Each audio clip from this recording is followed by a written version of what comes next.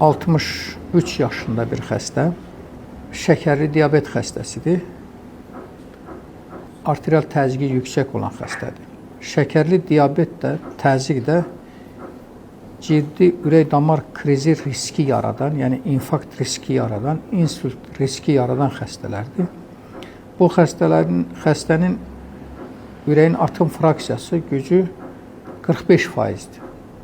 Yəni, atım fraksiyası 45% pis deyil, əslində qənaətbəxşdir, amma əlbəttə ki, aşağı düşüb.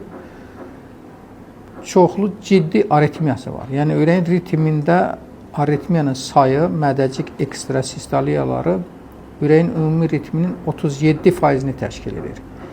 Belə 20%-dən yuxarı mədəcik ekstrasistoliyalar xəstələrin ablasiyaya, yəni radiofrekans ablasiya olmasına aritmiyanı sonlandırmaq üçün göstərişi var, tibbi göstərişi var.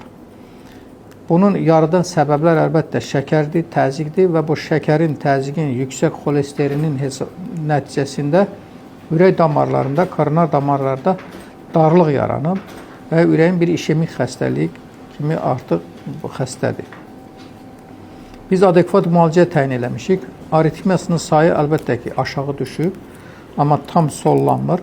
Ona görə belə xəstələrin bir koronar angiografiya, yəni koronar damarların yoxlanması, koronar angiografiya, koronar revaskulyasiyası, yəni qan dövranının bərpası və ablasiya, aritmiyanın ablasiyasına göstərişi var. Müalicə planında o nəzərə alınır. Artıq xəstə o müalicə taktikalarına yönələcək.